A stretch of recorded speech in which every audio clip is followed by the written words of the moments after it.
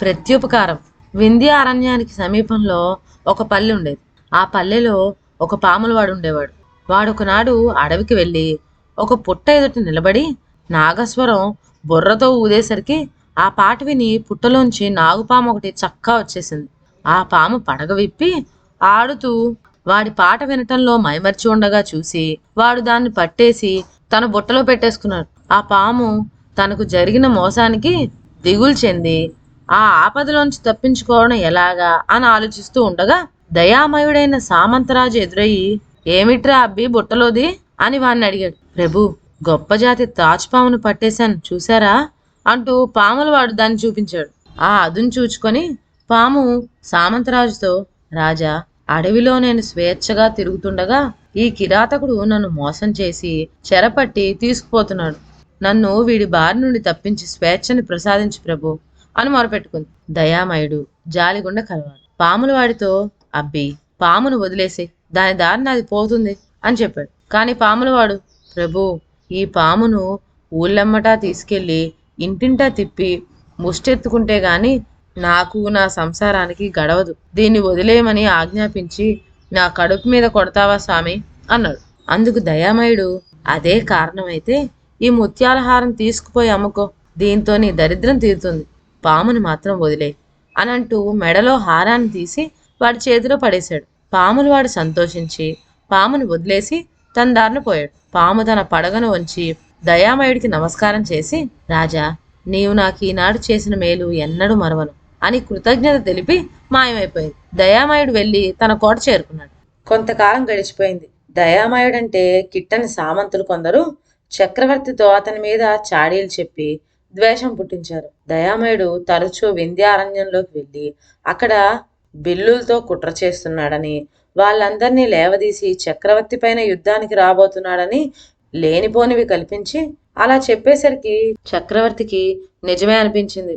ఆయన దయామయుణ్ణి ఏదో విషయం పైన రప్పించి అతడు ఒంటరిగా ఉండగా బంధించి ఖైదులో వేయించాడు.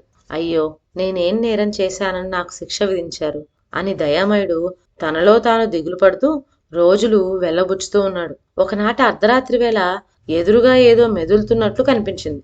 నిదానించి చూసేసరికి అదొక సర్పం. అది పడగెత్తి దయామయునితో, రాజా, నన్ను మర్చిపోయావా? ఆనాడు అడవిలో కిరాతుని బారి నుండి నీవు రక్షించిన సర్పాన్ని నేనే అంది. ఓహో, నువ్వా? ఎందుకొచ్చావు ఇక్కడికి?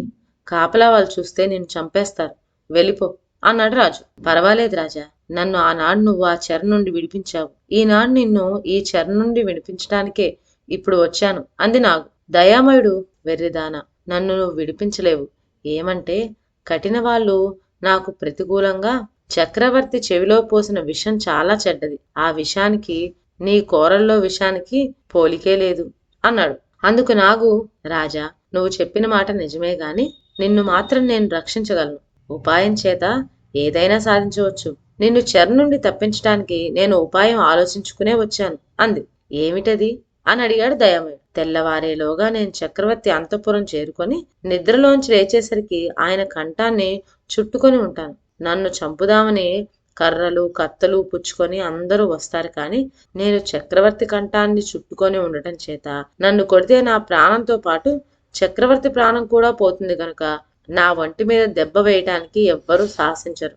చక్రవర్తికి అపాయం కలగకుండా పాము నుంచి ఆయన్ను రక్షించే వాళ్ళెవరూ లేరా అని వాళ్ళు వెతకటం మొదలెడతారు. అప్పుడు నువ్వు సర్పాన్ని మంత్రం చేత వశం చేసుకొని చక్రవర్తిని రక్షించగలను. నేను అడవులు తిరిగేవాణ్ణి, నాకే మంత్రాలు వచ్చు అని చెప్పు.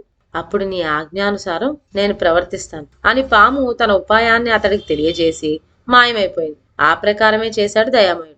సూర్యోదయం అయ్యేసరికి చక్రవర్తి అంతఃపురంలోంచి మహాకారాలు వినపడ్డాయి. దయామయుడు కాపలా వాళ్ళని ఏమిటి అని ఏమీ ఎరగనట్లు అడిగి తెలుసుకున్నాడు. ఈ ఆపద నుంచి చక్రవర్తిని నేను తప్పించగలను అన్నాడు. ఆ సంగతి అంతఃపురానికి ఒక్క క్షణంలో తెలిసి అక్కడి వాళ్ళంతా చెరసాలకు పరిగెత్తుకుంటూ వచ్చి దయామయుణ్ణి భుజాల మీద ఎక్కించుకుని హుటాహుటిగా చక్రవర్తి సమక్షానికి తీసుకుపోయారు.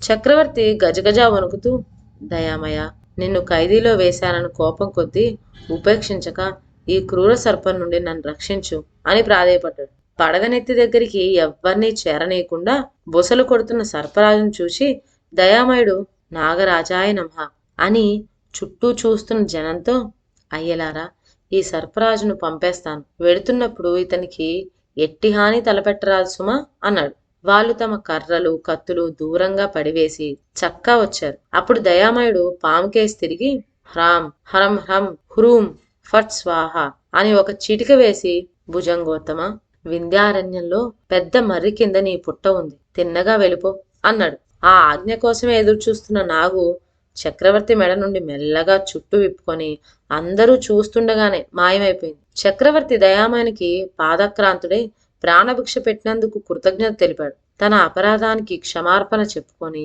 ఎన్నో కానుకలు బహుమానాలు ఇచ్చి గౌరవించి అతని రాజ్యానికి అతన్ని పంపించి వేశాడు. ఇదండి వాటి కథ. మరొక మంచి కథతో నెక్స్ట్ వీడియోలో కలుద్దాం. అంతవరకు సెలవు. నా ఛానల్లోని కథలు మీకు నచ్చినట్లయితే నా ఛానల్ను లైక్ చేసి సబ్స్క్రైబ్ చేయండి. షేర్ చేయడం మర్చిపోవద్దు. కొత్త కథల నోటిఫికేషన్ కోసం బెల్ ఐకాన్ ప్రెస్ చేయండి. Thank you.